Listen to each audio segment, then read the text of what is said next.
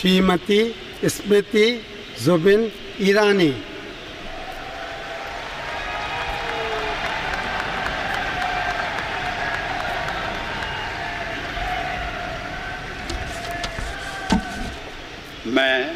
मैं स्मृति जुबिन ईरानी ईश्वर की शपथ लेती हूँ कि मैं विधि द्वारा स्थापित भारत के संविधान के प्रति सच्ची श्रद्धा और निष्ठा रखूँगी।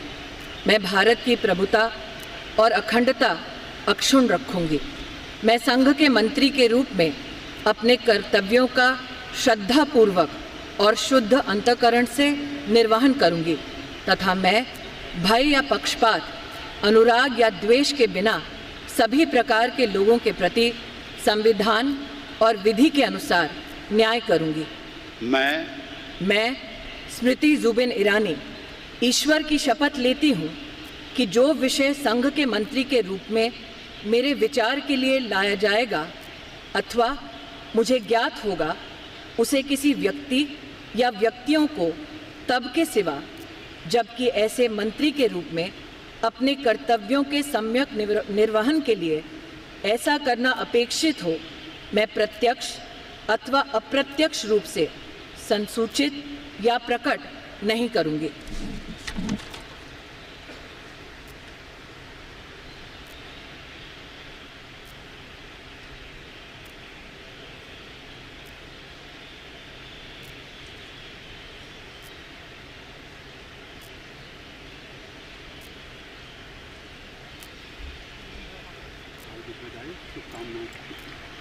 হে হাই ভিউয়ার্স, কেমন আছো? আশা করি ভালো আছো। সব কিছু ভালোভাবে চলছে। তো আজকে যে বিষয়টা নিয়ে কথা বলবো, তো চলো শুরু করা যাক। আজ জিনার বিষয়ে কথা বলবো, জিনার বিষয়ে আমরা জানবো।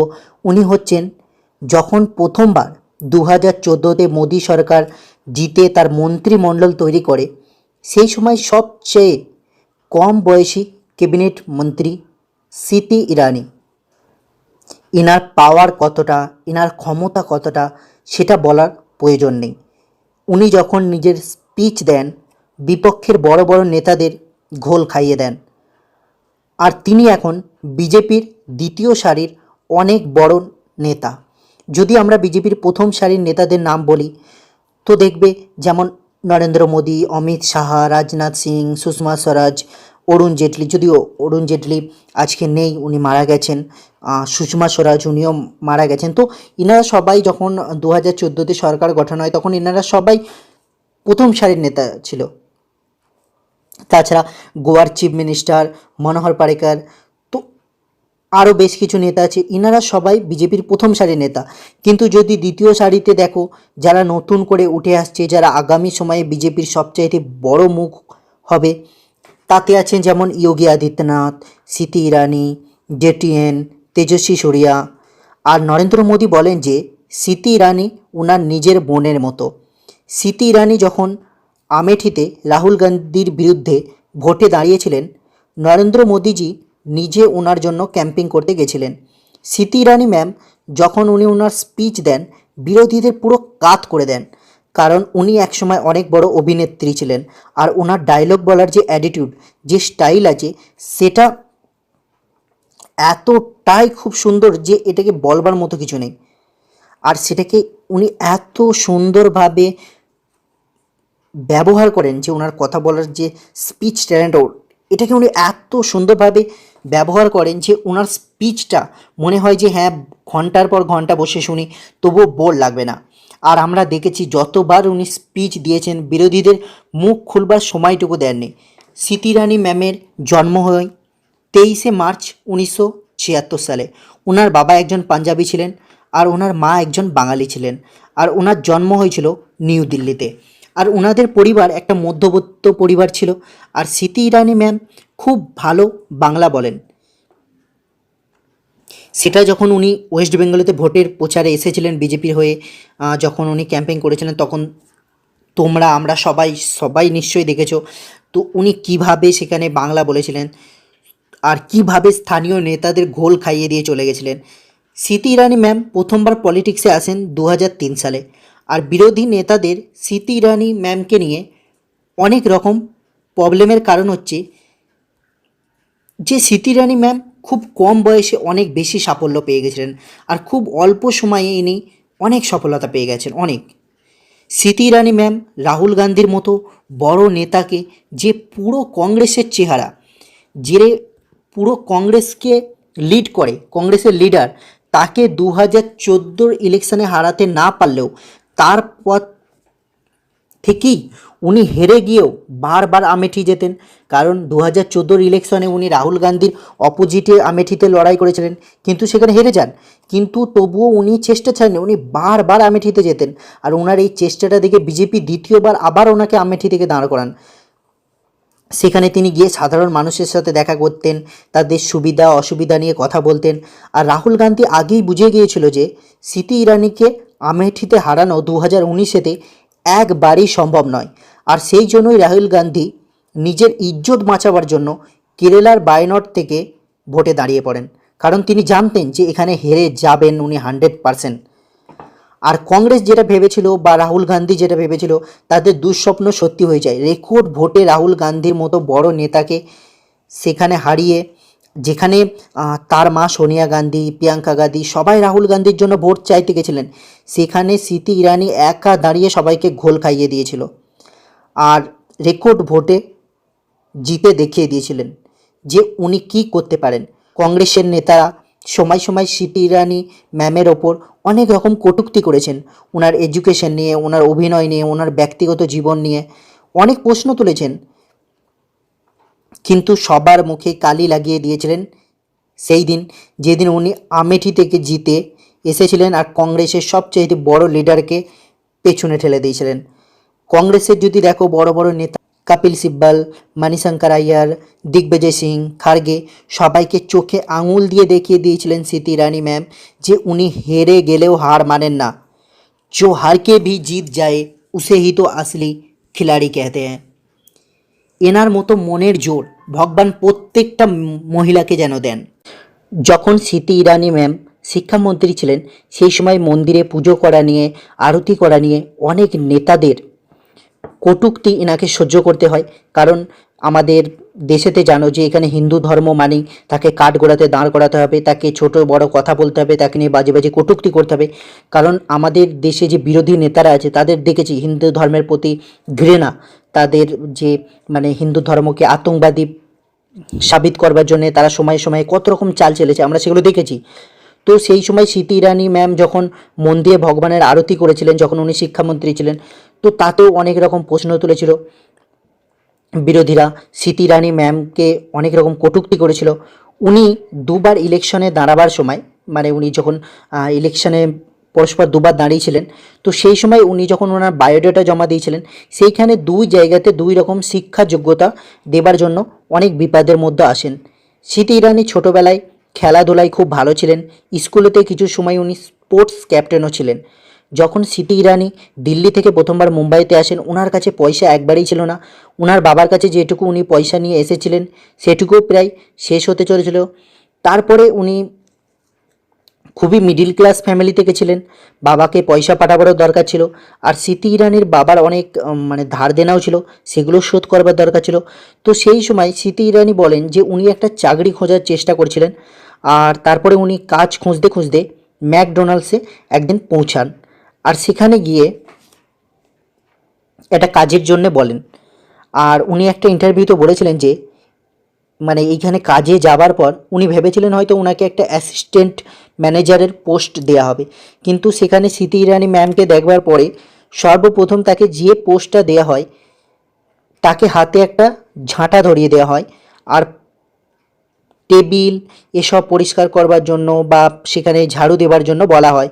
আর স্মৃতি ইরানি ম্যামকে বলা হয় যে শুরুটা তোমার এখান থেকেই হবে। স্মৃতি ইরানি ম্যাম ওনার গ্র্যাজুয়েশন কমপ্লিট করার পরেই পড়াশোনা ছেড়ে দেন, কারণ উনি চেয়েছিলেন যে যা হোক করে কাজ করে পরিবারকে যেন আর্থিক দিক থেকে সাহায্য করতে পারেন। এক সময় উনি কিছু বিউটি প্রোডাক্টসের কাজও করতেন, যাতে উনি পার ডে 200 টাকা ইনকাম করতেন। কিন্তু উনি চেয়েছিলেন যে আগে এগিয়ে যেতে, অনেক বড় কিছু করতে। তো মহারাষ্ট্রের অনেক বড় নেতা গোপীনাথ মুন্ডে, উনি 2003 সালে প্রথমবার স্মৃতি ইরানি ম্যামকে পলিটিক্সেতে নিয়ে আসেন। আর স্মৃতি ইরানি ম্যাম এতটাই পাওয়ারফুল ছিলেন যে 2003-তেই উনি বিজেপি পার্টিতে আসেন, আর 2004-তেই লোকসভা ইলেকশনেতে কংগ্রেসের বড় নেতা কপিল সিব্বল, নামটা নিশ্চয়ই শুনেছো আর ওনাকে দেখেছো, তো ওনার বিরুদ্ধে লড়াইয়ে নেমে পড়েন। যদিও এখানে উনি হেরে যান, মানে স্মৃতি ইরানি ম্যাম হেরে যান, কিন্তু এখানে এত জবরদস্ত স্মৃতি ইরানি ম্যাম কাজ করেছিলেন যে বিজেপির প্রথম সারির নেতাদের স্মৃতি ইরানিকে দেখে মনে হয়েছিল যে ইনি অনেক দূর যাবেন। আর আজকে সবাইকে অবাক করে ভারতবর্ষেতে এত বড় মন্ত্রী পদ ওনার কাছে। কে জানতো যে একদিন 200 টাকা ইনকাম করা মেয়েটা আজকে এত বড় মন্ত্রী পদ সামলাবে। 2010 থেকে 2014 অবধি ন্যাশনাল প্রেসিডেন্ট অফ বিজেপি মহিলা মোর্চা পদে থাকেন স্মৃতি ইরানি। 19 আগস্ট 2011 থেকে 23 মে 2019 অবধি member of parliament Rajya Sabha Gujarat থেকে জিতে আসেন স্মৃতি ইরানি। 26 মে 2014 থেকে 5 জুলাই 2016 অবধি minister of human resource development পদেতে থাকেন। 5 জুলাই 2016 থেকে 18 জুলাই 2017 মিনিস্টার অফ টেক্সটাইলস পদেতে থাকেন স্মৃতি ইরানি।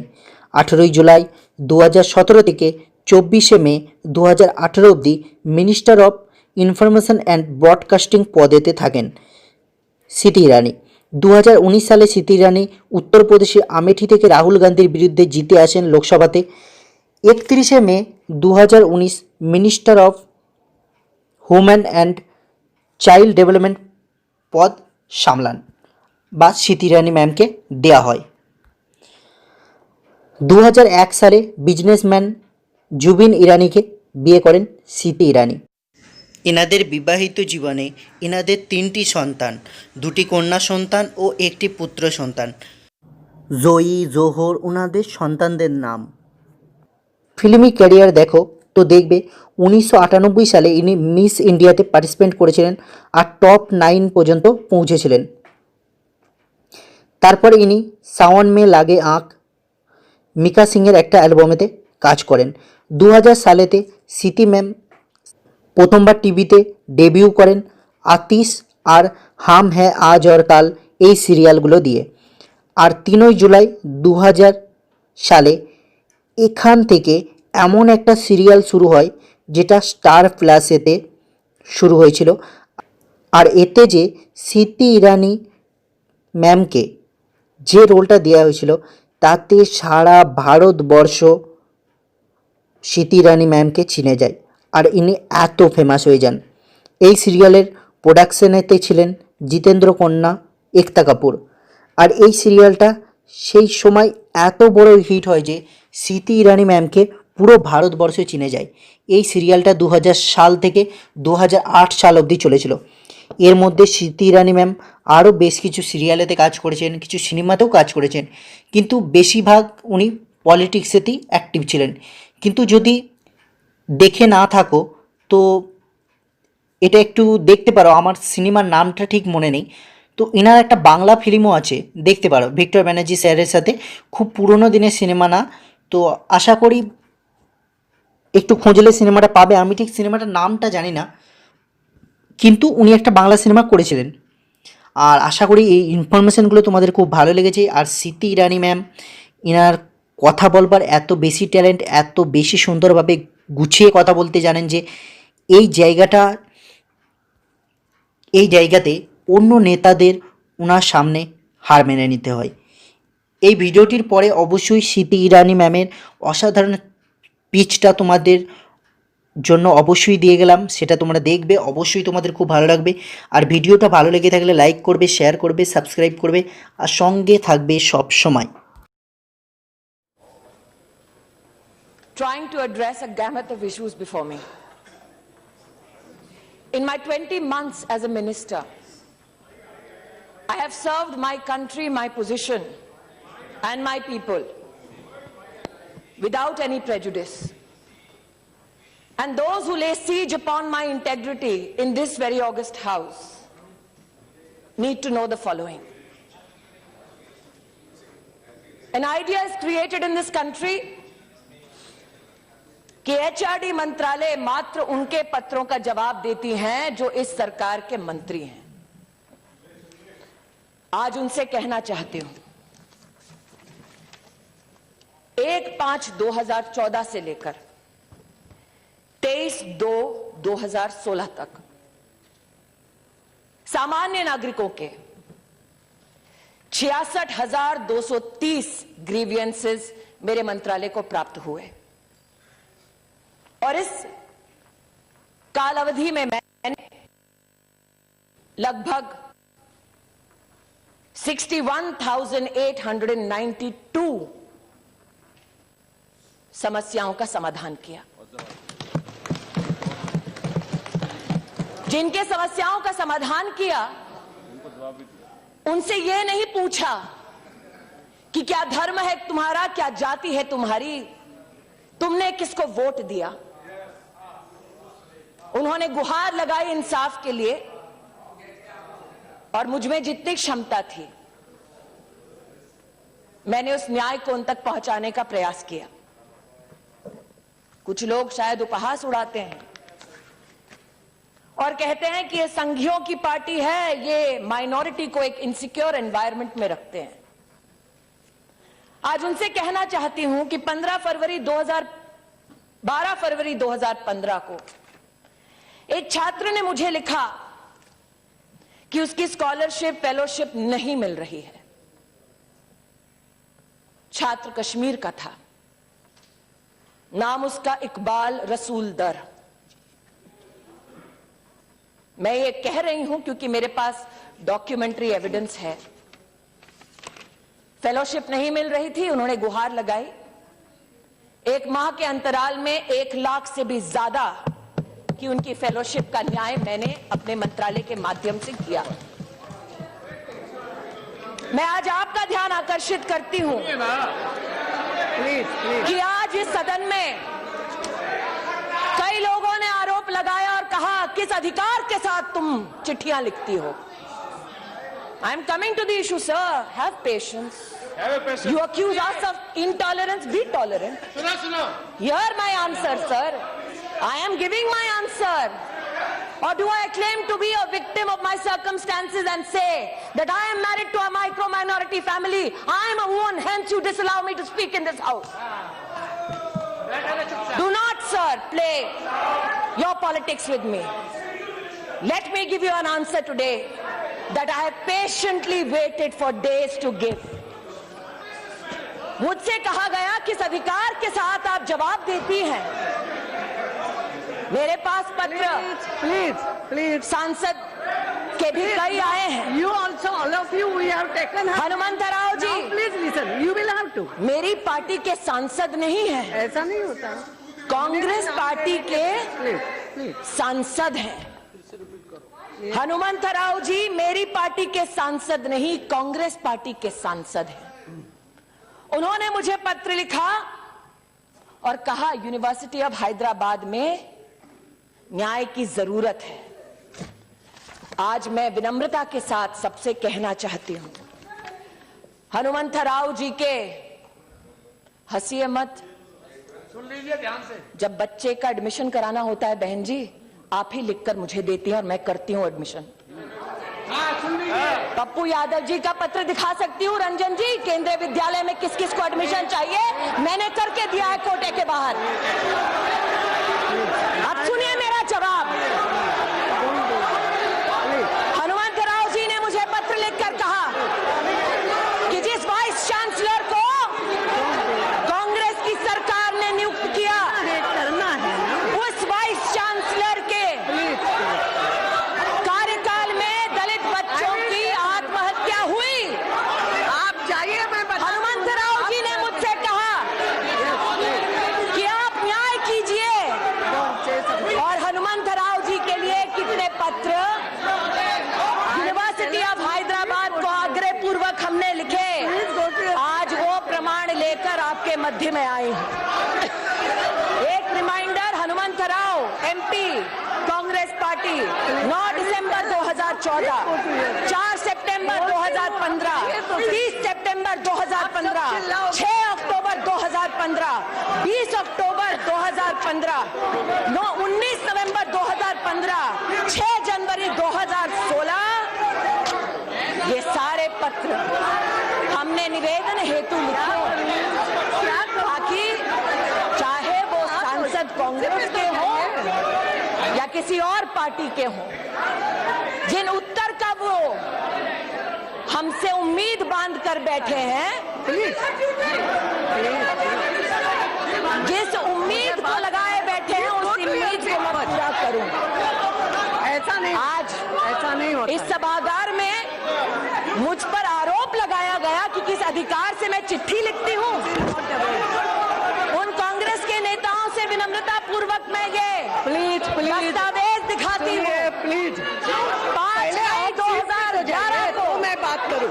नारायण स्वामी जी जो कांग्रेस के नेता, you please take your seat. उन्होंने एक पत्र में लिखा, please go to your communications, please go to your seat.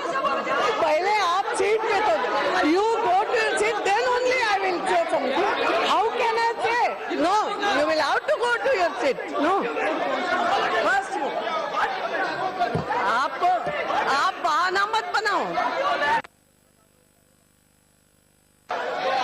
Please please, this is not the way. Please please take your seat. अपना कर्तव्य जिसका मैंने पालन किया उसके लिए मैं माफी नहीं मांगूंगी। नारायण स्वामी जी का पत्र है 5 मई 2011 का। मेरे नेता नहीं थे, सरकार में अपनी कर्तव्य का पालन कर रहे थे। नारायण स्वामी जी ने जो पत्र लिखा, इसमें महामहिम राष्ट्रपति जी के नाम का उल्लेख है। जाइए जाइए, मत सुनिए जवाब, क्योंकि आपकी इच्छा जवाब सुनने की थी ही नहीं, नियत में खोट थी आपकी, इसलिए पीठ दिखाकर जा रहे हैं आज। जवाब सुनिए। सिंधिया साहब, मुझसे आपने कहा ना कि बैठो बैठो सुनो, अब सुनने की बारी आपकी है, सुनिए।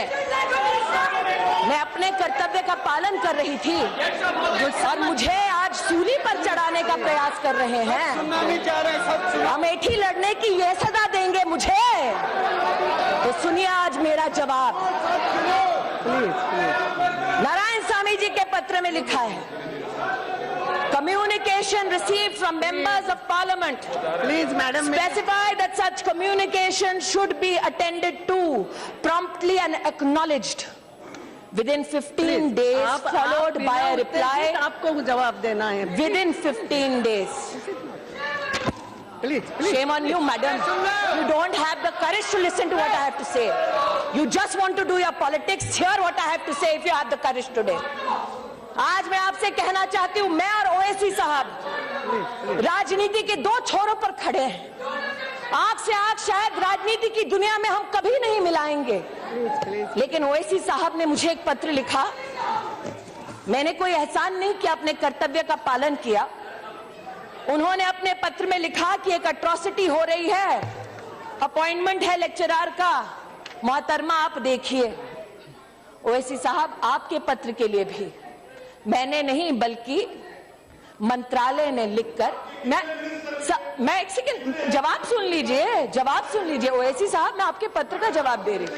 सर, वही तो बात है, मुझे सूली पर चढ़ाया जा रहा है क्योंकि मेरे विभाग ने पत्र लिखा। ओवैसी साहब के पत्र के लिए हमने गुजारिश की 17/10/2014, इट्स ओके। 30/1/2015। मंत्री को करना होते हैं। मैं अध्यक्षा महोदया, He is not saying that she has done something great. Question was raised why the ministry is interfering, why she is writing letters. So she is explaining. मैं उसका जवाब दे रही हूँ, Not one person. महोदया, मैं उसका जवाब दे रही हूँ। Number of people have written letters from all parties. That's what she is submitting. महोदया, मैं जवाब दे रही हूँ। उत्तेजित मत होना। मैं आपको, महोदया, मैं आपको, as a mother, she has to follow your advice, but try to understand her pain and agony. I can. The way she has been cornered also.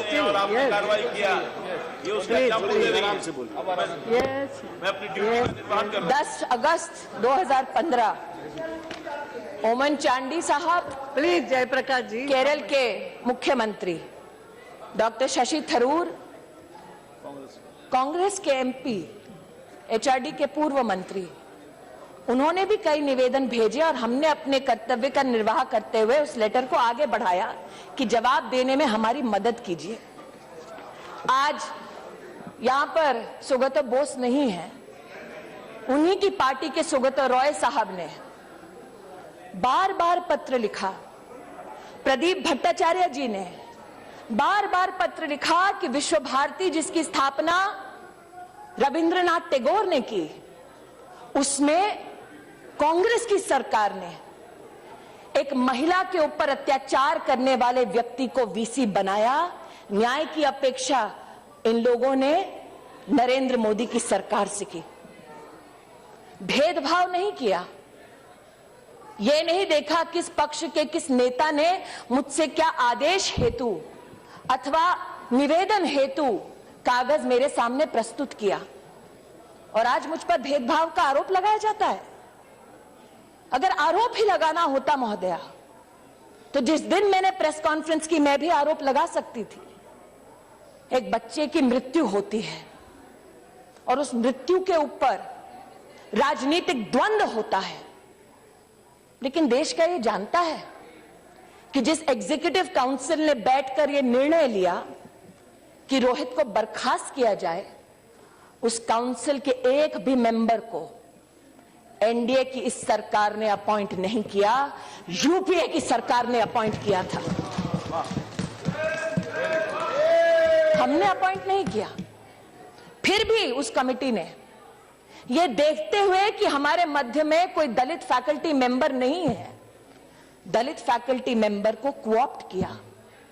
Chief warden वो स्वयं दलित हैं, उन्होंने बच्चों को समझाया और अपने निर्णय को उन तक पहुंचाया। मेरा आपसे आग्रह है, मेरा जवाब अब पूरा होने दीजिए। प्लीज इसमें please take your seat now. आज मैं कहना चाहती हूं मैडम, डोंट आंसर। जब इस घटना के बारे में मैंने सार्वजनिक बयान दिया, nothing will go on record, तब मैंने कहा ओनली मिनिस्टर कि इसको जाति की नजर से मत देखो। मैंने एक बच्चे की बात की, एक दलित छात्र की बात नहीं की। मैं चुनौती देती हूं, कोई भी मुझे उंगली उठाकर कहे कि मैंने जाति के आधार पर न्याय करने का या अन्याय करने का दुस्साहस किया। मेरा नाम स्मृति ईरानी है, चुनौती देती हूं, मेरी जात क्या है बताकर देखिए। नहीं बता सकते। और मैं आक्रोशित आज महोदय इसलिए हूं क्योंकि जो जन्म देती है उस पर तुम खून का इल्जाम लगाओ तो वो स्वाभाविक है कि टूट जाए अंदर से। I am taking it personally sir, I am taking it personally. I tell you why. कैसे इस्तेमाल किया इस बच्चे का, उसका आज प्रमाण देती हूं। केसीआर जी को मैंने फोन किया सुबह, जैसे ही मेरे पास घटना की सूचना आई। उनकी सरकार है, मात्र ये गुहार लगाने के लिए कि लॉ एंड ऑर्डर की सिचुएशन ना हो, मदद कीजिए मेरी, क्योंकि लॉ एंड ऑर्डर स्टेट का विषय है। मुझे क्या कहा गया, साहब बिजी हैं, अभी बात नहीं कर सकते। मैंने सार्वजनिक बयान नहीं दिया, रिकॉर्ड पर है मेरा कॉल। उनकी पुत्री से भी मैंने इसका उल्लेख किया। मैंने कभी सार्वजनिक बयान नहीं दिया मुख्यमंत्री जी के खिलाफ। सोचा व्यस्त होंगे, लेकिन आज तक उनके कॉल का इंतजार कर रही हूं, नहीं आया। So, sir, allow me to finish. Now let me, madam, मुझे जो जानकारी प्राप्त हुई है उसे ओएसी साहब और मैं गुहार लगा रही हूं मदद की कैबिनेट मिनिस्टर। मैं गुहार लगा रही हूं मदद की कैबिनेट मिनिस्टर। आज मैं कहती हूं और आप चेक कर लीजिए, आप चेक कर लीजिए कि पुलिस ने जो तेलंगाना के हाई कोर्ट में दस्तावेज दिए हैं उसमें क्या लिखा गया है। उसमें ये लिखा गया है कि पुलिस को सूचना शाम को 7:20 को मिलती है। उसमें ये लिखा गया है कि जब पुलिस वहां पहुंचती है मौकाए वारदात पर, and I'm quoting, madam, my friends in Telangana can possibly have access to that document and verify it, and if I'm wrong can correct me. Police ये कहती है that when they rushed to the university, No, nothing. they found the room open, dead body removed from the hanging and kept on a table. A handwritten suicide note was written which did not blame anybody and specifically stated that nobody is responsible for this act. My request is, madam, this is not my submission, but that of the police in a state which is not Yes, but politically. she is not yielding. I Why know, you are- sir. That's why No, I'm please. saying, if I'm wrong, Let it correct be. me. No, nothing. What is it? Had come, I personally was there. He was in a meeting. Immediately he called the intelligence IG, Mr. Shivdar Reddy. He told him to inquire about what has happened. After 15 minutes, the IG intelligence came and told about all this. And he also said that the mob is there. They are not allowing the body to be removed immediately. So he told them that to arrest Dattatreya so that the mob can be controlled, and then that this same matter, after that he wanted to contact you, you did not come at the same matter. He told Prime Minister ji, when he went and met him, he told him that Smriti ji has called up and we have taken action, and we have also gave an instruction to arrest Dattatreya ji Madam, so that law and order could be in his controlled. statement so itself- we had totally... In his statement- I know, we sir. totally helped you, madam. Sir, we were with you. Sir, You cannot sir, put an allegation on sir, that. You in can- your you can- statement you cannot itself, put an allegation. Sir, in your KCR has statement acted- itself, No, I respect you, I'll sir. tell I've you- worked with you for years. I'll tell you, KCR acted Yes, on a yes. proper way. But, yes, we had sir, elections, allow me to we had finish. GHMC elections. Allow me to finish. We did not Madam, put please, any now it's allegation. It is interesting. Please take your seat. It is interesting that in his statement in this very august house he says, arrest Bandaru Dattatreya if you want to control a mob. Not because he's guilty, but arrest him nonetheless because you want to control the mob. Now, let me read the letter. Let me read the letter. Let me read the letter. Let me also read what happened there, madam. Nobody allowed a doctor near this child to revive this child, to take him to the hospital. Nobody allowed a doctor near him. The police has, madam, reported, not one attempt was made to revive this child. Not one attempt was made to take him to a doctor. Instead, what was done? His body was used as a political tool, hidden. Hidden, no police allowed till 6:30 the next morning. Hidden, not me. Telangana police is saying this. When I say I'm pained, madam, कि एक बच्चे के दुर्भाग्यपूर्ण बोलते हैं लोग, एक बच्चे की मृत्यु पर किस प्रकार से राजनीति हुई, यह उसका प्रमाण है। पुलिस वहां की सक्षम है न्याय करने के लिए, लेकिन 6:30 बजे तक कोई डॉक्टर इस बच्चे के पास नहीं गया, क्योंकि जो आवाज लगा रहे थे वो न्याय नहीं चाहते थे, राजनीति चाहते थे। किसने डिक्लेयर किया उस बच्चे को dead? Who was medically equipped to declare this child dead?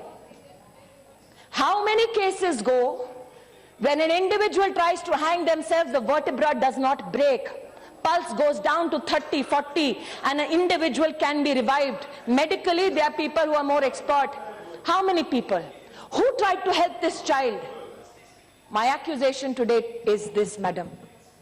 The people who passed a judgment to have this child disbarred are not people appointed by the BJP-led NDA, but by the Congress party.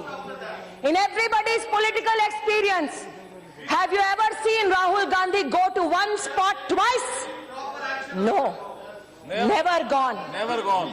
600 students died for the Telangana movement. Did he go once? He did not go once. But in this, he saw a political opportunity.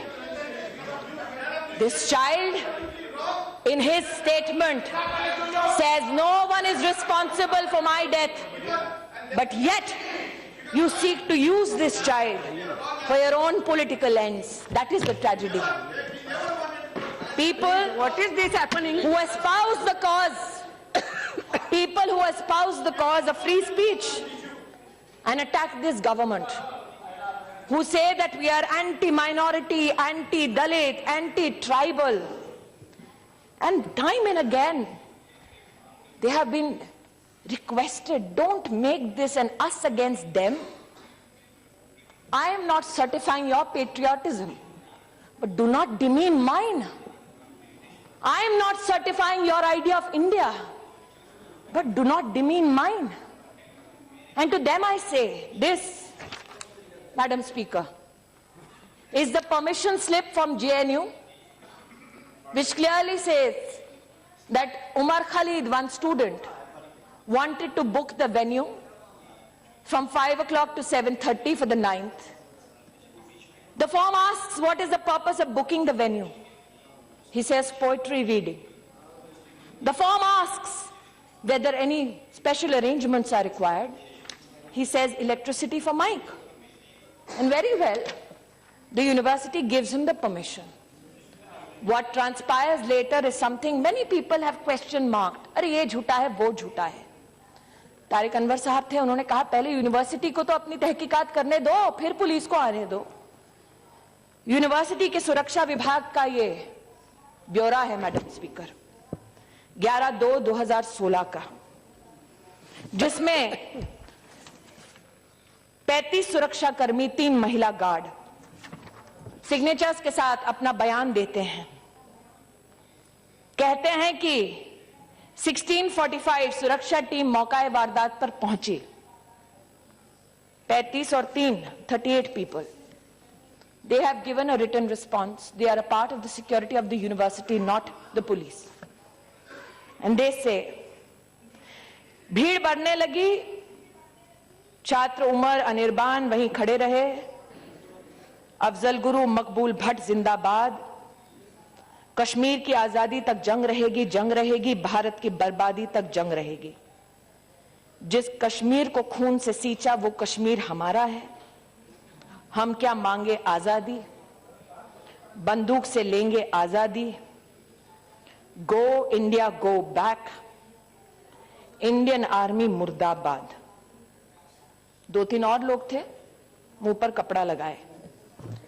ये कोई video नहीं है, ये कोई police नहीं है, ये कोई अर्नब गोस्वामी नहीं है. ये सुरक्षा विभाग का, जो सरकार से कोई सरोकार नहीं रखती, उनका ये ब्यौरा है. ऑफिस ऑर्डर निकलता है मैडम, जवाहरलाल नेहरू यूनिवर्सिटी, जिसमें मैं पढ़ रही हूं, एक सेकंड बैठ जाइए. पढ़ रही हूं भाई साहब, पढ़ रही हूं. जयप्रकाश जी पढ़ रही हूं. ऑफिस ऑर्डर है. इस ऑफिस ऑर्डर में चीफ प्रोक्टर है, deans of all schools, deans of all students, chairpersons of centers, all provost, all senior wardens, controller of examinations, librarian, CMO, deputy director sport, इन सब के लिए ये पत्र है. और इस कमेटी ने, जिसका सरकार से कोई सरोकार नहीं, यहां पर तो कम्युनिस्ट पार्टी के एक महाशय ने कहा कि स्मृति ईरानी ने बड़ी कोशिश की, अपना वीसी लगाए, लेकिन किसी और को लगाया गया. जिसके लिए कोशिश की थी वो भी पद्मा विनर थे, जिसको कांग्रेस ने पद्मा उससे सजाया था, हमने नहीं. लेकिन राष्ट्रपति जी का अधिकार है, उन्होंने एक वीसी को नियुक्त किया. वीसी वहां के जो टीचर्स हैं, जिनको हमने नहीं अपॉइंट किया, उन्होंने ये फरमान दिया, misrepresentation of proposed event as cultural evening, although the objective was to hold a political meeting. What happened? Forcefully holding the event when the permission to hold was withdrawn, creating a law and order situation on campus. And the prima facie inquiry committee finds the following individual to be involved. The individuals who are named by the faculty of JNU: Syed Umar Khalid, Anirban Bhattacharya, Ashutosh Kumar, Rama Naga, Anant Prakash Narayan, Kanhaiya Kumar, Aishwarya Adhikari, Shweta Raj. Considering the seriousness of the offence, and in order to enable a fair inquiry into the incident, the inquiry committee has recommended that the above-mentioned students may be academically suspended from JNU with immediate effect during the pendency of the inquiry. However, they will be allowed to stay in their respective hostels as guests during the period of inquiry. ये गृह मंत्रालय का फरमान नहीं है. University की faculty ने सभी तथ्यों को देखकर अपना निर्णय दिया है. कुछ लोगों ने और ये आरोप लगाया है. आरोप लगाना एक सफल लोकतंत्र की निशानी मानी जाती है. इसलिए उनके आरोपों के सामने प्रमाण प्रस्तुत करती हूं, वो जो यूनिवर्सिटी के रजिस्ट्रार द्वारा अटेस्टेड हैं, वो रजिस्ट्रार जिसको हमने नौकरी पर नहीं रखा, इनको नौकरी दी पिछली सरकार ने. ये 22 फरवरी 2013 का पैम्फलेट है. आज मल्लिकार्जुन खड़गे जी बड़े पैशनेटली बोल रहे थे, hang everybody including professors, hang them if they speak against the nation. आज अगर होते तो उनको ये दिखाते. 2 प्रोफेसर हैं, कैंपस में कश्मीर सॉलिडारिटी रैली निकाली जब उनकी सरकार थी, to show solidarity with the struggle for freedom in Kashmir, and refuse to be a part of the collective conscience of this country. एक और प्रमाण जो यूनिवर्सिटी से प्राप्त हुआ है: abolish death penalty, burn effigy of home ministry, not minister, speak up against the judicial murder and hanging of Yaqub Menon. कौन था मुंबई में? 12 मार्च मेरी मां का जन्मदिन है, इसलिए आज भी मुझे वो दिन याद है. धमाके हुए, हिंदुस्तानी मरे. आतंकवादी ने मारने से पहले उस हिंदुस्तानी का ना धर्म पूछा ना जाति पूछी. इस पोस्टर में क्या लिखा है? सुप्रीम कोर्ट जज, Hindu fascist state of India, the state was scared of Yakub Menon. Our media is a communal corporate media. We are a murderous republic. And our cannibal collective conscience was satiated by hanging Yaqub Menon. We must rise against this judicial murder, a call to rise against a Supreme Court, which you approach for bail now. That is the strength of my democracy. A call to rise against the President of India, to whom you go and implore and say, न्याय कीजिए. उनको जल्लाद कहने वाले उनके दस्तक घर पे जाकर दस्तक देते हैं, वो दरवाजा खोलकर उनका स्वागत करते हैं. ये मेरे लोकतंत्र की ताकत है. एक यहां पर सज्जन आज नहीं है, उन्होंने कहा कि I am from the communist party, Kanhaiya is my member. Brother, I agree. Madam, this is a poster which has the name of, unfortunately, and I look at this child as a child who has been mobilized as a weapon against the state. This is a child who must not have had an idea that India is not one, but who must have been infested with this thought by those who want to bear arms to overthrow this state. It bears the name of Kanhaiya Kumar, Shaila Rashid, Rama Naga. They're all members of the student union. And apart from saying, condemning the hanging of Afzal Guru, they claim it as a nervous attempt by the Congress government And this, Madam Speaker, is a notice given on the 10th of February 2016. On the 9th night, this transpires on the campus. On the 10th, this is a pamphlet which is stuck all across with these signatures. And it says that the public meeting was also disrupted for Mahishasur Martyrdom Day.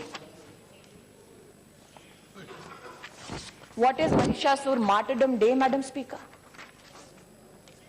Our government has been accused, and I miss today Saugata Roy and Saugata Bose in this house, champions of free speech, because I want to know whether they will discuss this particular topic which I am about to enunciate in this house on the streets of Kolkata. I dare them this.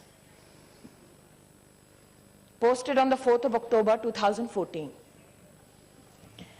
A statement by the SC, ST, OBC and minority students of JNU. And what do they condemn? An attempt, like I said, Madam Speaker, this very pamphlet on the 10th of February highlights what the communist leaders call Mahishasur Martyrdom Day. And may my God forgive me for reading this. Durga Puja is the most controversial racial festival, where a fair-skinned, beautiful goddess Durga is depicted brutally killing a dark-skinned native called Mahishasur. Mahishasur, a brave, self-respecting leader, tricked into marriage by Aryans. They hired a sex worker called Durga, who enticed Mahishasur into marriage and killed him after 9 nights of honeymooning during sleep. Freedom of speech, ladies and gentlemen. Who wants to have this discussion on the streets of Kolkata? I want to know. Whether Rahul Gandhi will stand for this freedom, I want to know. For these are the students. No, they are students. What is this depraved mentality? I have no answers for it. I have no answers for it. But then I thought, is it only because many leaders say कि हाँ बच्चे हैं बोल रहे हैं माफ करो, हो सकता है. But how does this depravity get seeded into the minds of our children? Unfortunately, the rows of the Congress party are empty today, Madam Speaker. I have said time and again, शिक्षा को रणभूमि मत बनाओ. मैंने बार बार इस सदन में और दूसरे में निवेदन किया हाथ जोड़कर, मेरी किसी ने नहीं सुनी. Today I am compelled to say this, Madam Speaker. Are these just slogans? I seek to quote a European philosopher, Roman at that, who said, "A nation can survive its fools and even the ambitious, but it cannot survive treason from within. An enemy at the gates is less formidable, for he is known and carries his banner openly. But the traitor moves amongst those within the gate freely. His sly whispers rustling through all the alleys, heard in the very halls of government itself. For the traitor appears not a traitor. He speaks in the accents familiar to his victims. He wears their face and their arguments. He appeals to the baseness that lies deep in the hearts of men. He rots the soul of a nation. He works secretly and unknown in the night to undermine the pillars of the city. He infects the body politic so that it can no longer resist. A murderer is less to fear." आज अगर चाणक्य का मैं यहां वर्णन करती तो लोग कहते सैफरन है. इसलिए आज एक रोमन फिलोसोफर को कोट किया और सोचा मैंने कि हमारे बच्चे सीखते कहां से हैं.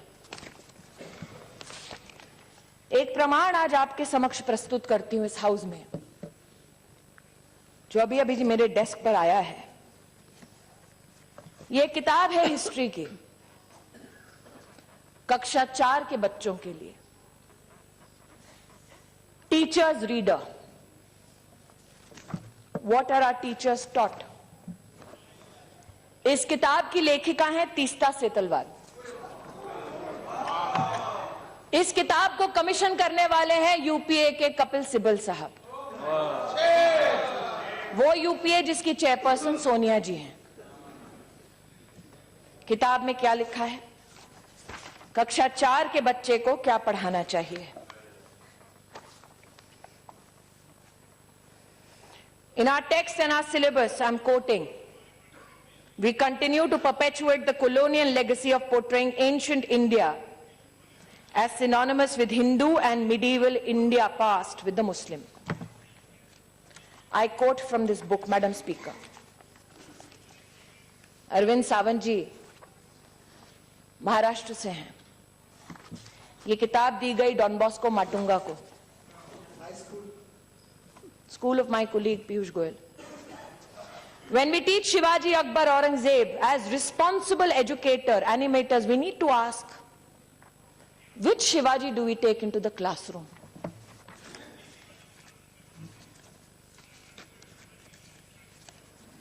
I am quoting, Madam Speaker.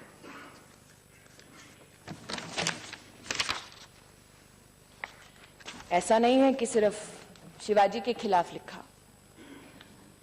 Congress politicians allowed the killings for 3 days in the Sikh riots. That is also taught. Hindu-Christian riots in Kanyakumari. How the propaganda of Hindu organizations targets Christian minorities. You are teaching this to a child in the 4th standard. This is their idea of secular education.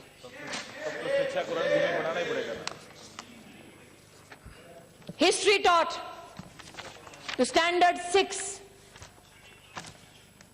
and I quote, Madam Speaker, Kashmir is a much demonized land today.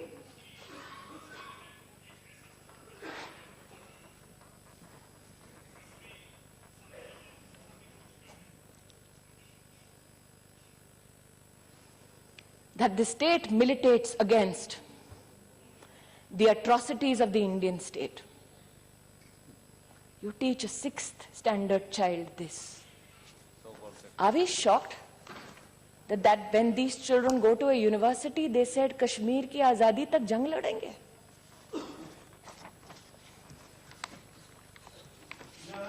My तकलीफ सुन लीजिए ओवैसी साहब, सुन लीजिए। Scenario 4 on page 5. Orders issued to Delhi schools after the death of Prime Minister Indira Gandhi.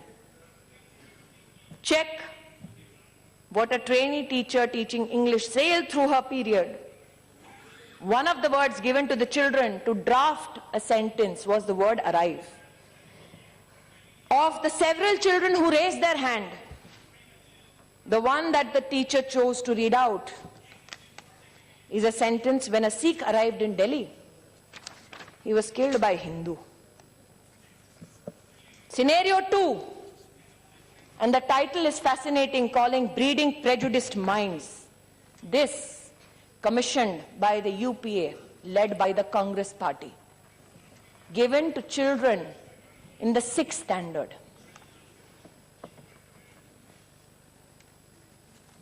They are taught scenario 3. Teaching of history in school boards all over Maharashtra has a single prescribed textbook on Shivaji.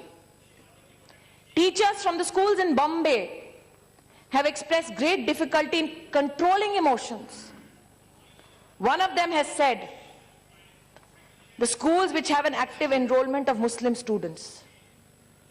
I rushed through the chapter on Afzal Khan and Shivaji's confrontation. It is a politically and socially loaded connotation. I can't meet eye to eye with my Muslim students, so I start my chapter with an apology. There are many Afzals in my class, says this teacher, teaching in class 6.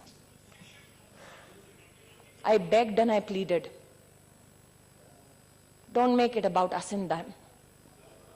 Our children are not vote banks. But nobody heard me. मैंने आज महोदया जिस committee ने इन सारे किताबों का निरीक्षण किया, इन किताबों के खिलाफ उस वक्त की सरकार में एनसीईआरटी ने धावा बोलकर कहा ये किताबें मत बांटिए। एनसीईआरटी की बात को माना नहीं गया। वो एनसीईआरटी हमारी नहीं थी, हमारी सरकार की नहीं थी।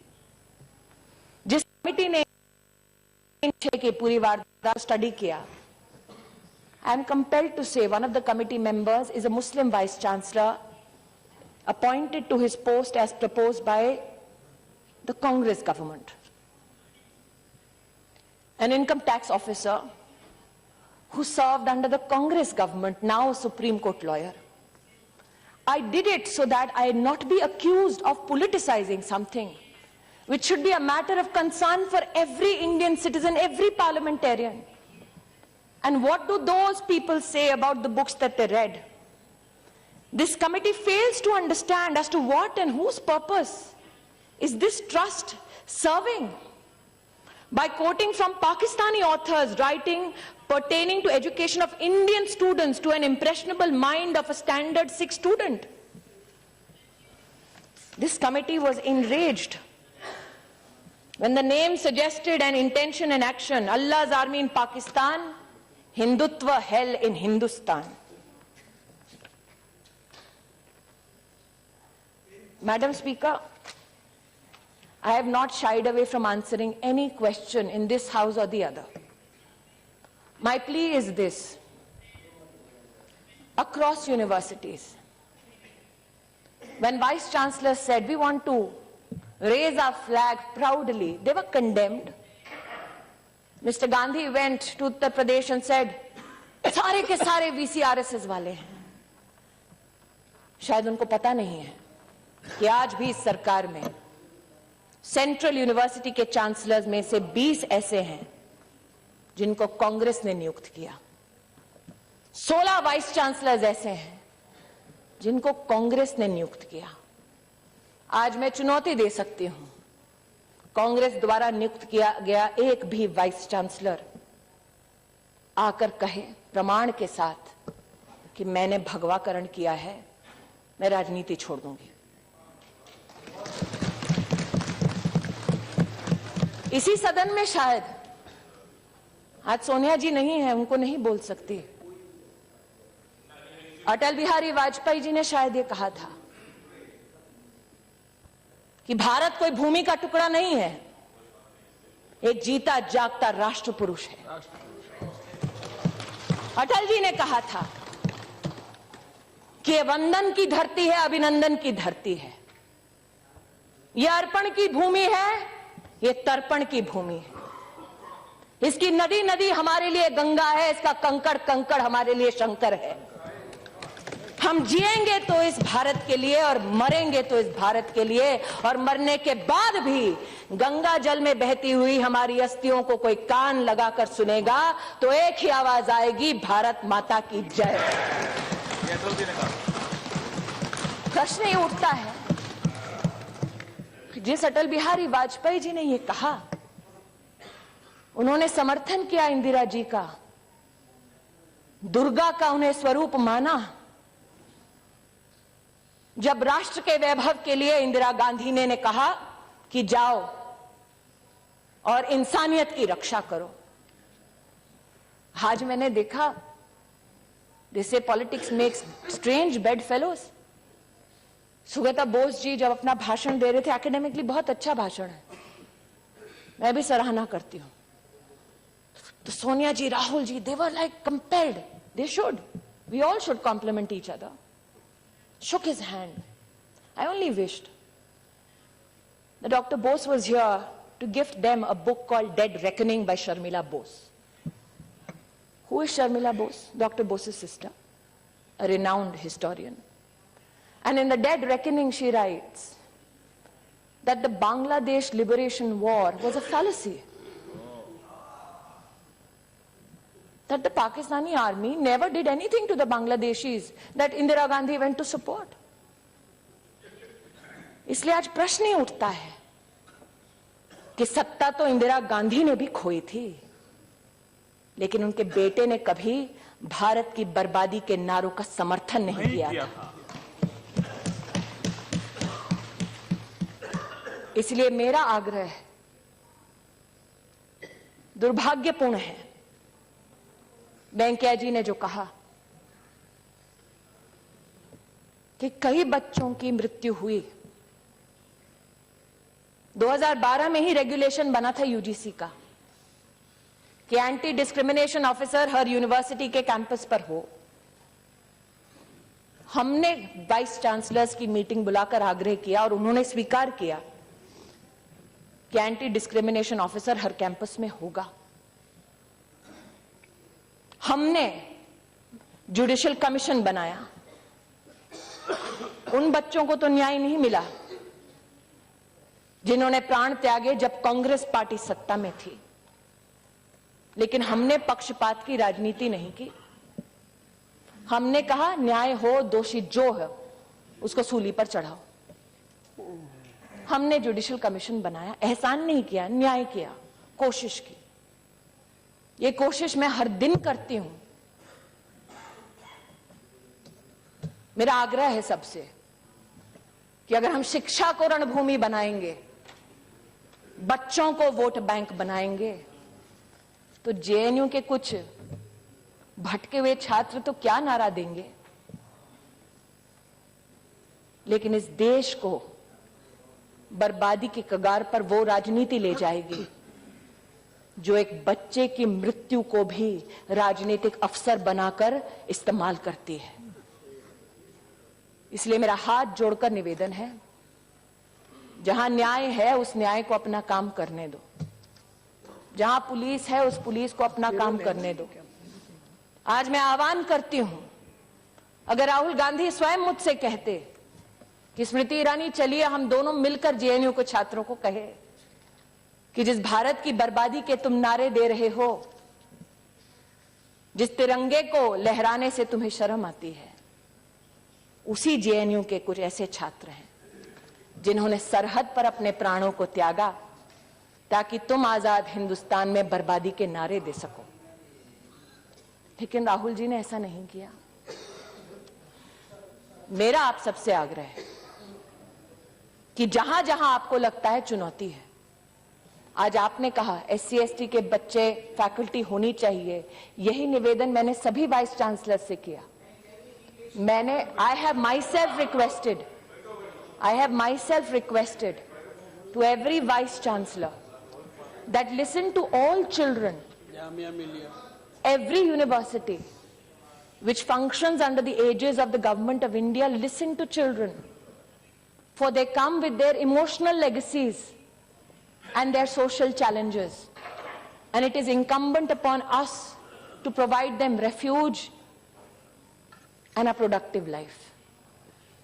My request is, help me build this nation and not destroy it from within. Thank you, Madam Speaker.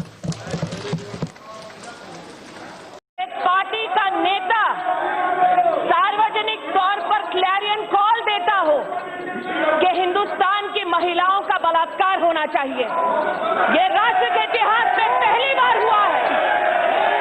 जो कांग्रेस पार्टी का नेता रेप जैसे संगीन जुर्म को पॉलिटिकल मॉकरी का हिस्सा बनाता हो, यह राष्ट्र के इतिहास में पहली बार हुआ है कि गांधी खानदान का एक बेटा सरेआम कहता हो आओ हिंदुस्तान में बलात्कार करो। आज मैं अध्यक्ष जी आपसे पूछना चाहती हूं, इस सदन के नेता है राहुल गांधी, इस सदन के सांसद हैं, क्या राहुल गांधी का ये वक्तव्य है कि हिंदुस्तान में हर पुरुष महिला का बलात्कार करना चाहता है? क्या राहुल गांधी का ये वक्तव्य है और संदेश है देश की जनता को कि वो सार्वजनिक आह्वान करते हैं कि देश की महिलाओं का बलात्कार होना चाहिए? अध्यक्ष जी, आज ये मात्र इस सदन की महिला और पुरुष सांसदों की गरिमा की बात नहीं है। इस सदन का एक सदस्य पहली बार ये हिमाकत कर रहा है कि हिंदुस्तान की औरतों के बारे में उनका बलात्कार होना चाहिए, ऐसे शब्द उसके मुंह से निकल रहे हैं। हिंदुस्तान की किसी महिला से पूछ लीजिए अध्यक्ष जी, अगर आह्वान किया जाए उसके बलात्कार का तो उसे मुंह तोड़ जवाब देना आता है। आज मैं अध्यक्ष जी आपका संरक्षण चाहती हूँ। देश की महिलाओं के लिए एक गांधी खानदान के सांसद ने आह्वान किया है, महिलाओं का बलात्कार होना चाहिए। क्या आप उनको दंडित करेंगे? आज मैं आपसे देश के परिवारों की ओर से अपील करती हूँ। इस देश का हर पुरुष, हर भाई, हर पिता बलात्कारी नहीं है। जो है बलात्कारी उसे कानून कड़ी से कड़ी सजा देता है, यह हमारी कानूनी प्रतिबद्धता है। लेकिन हर महिला को कलंकित करने का, उसको बलात्कार करने का आह्वान करने का ये पाप, अध्यक्ष जी, इसको दंड निश्चित